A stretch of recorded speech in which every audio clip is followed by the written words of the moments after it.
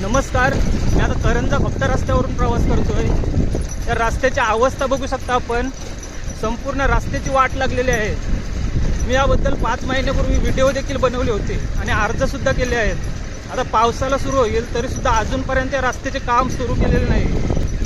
पावसाळ्यात या रस्त्याची अवस्था किती भयानक होते हे आपल्याला माहीतच असेल.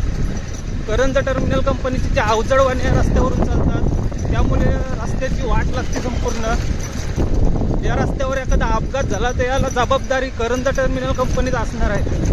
2 वर्षापूर्वी कंपनीने हा रस्ता तयार केला होता, परंतु एका आठवड्याच्या आतमध्येच हा संपूर्ण रस्ता फुटून गेला. इतका निकृष्ट दर्जाचं काम कंपनी आणि ठेकेदारांनी केला होता.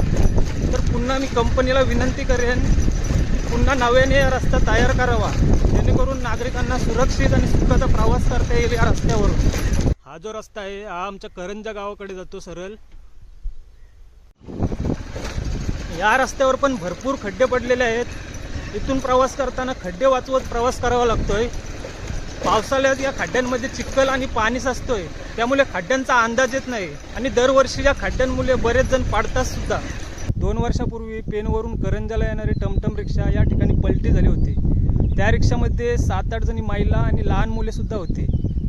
मी स्वतः आणि माझ्यासोबत आणखीन 2 जण होते. आम्ही त्या रिक्षावर चढून त्यांना बाहेर काढले होते.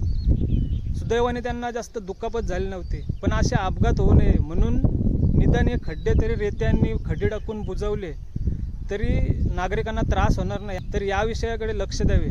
जय हिंद, जय महाराष्ट्र.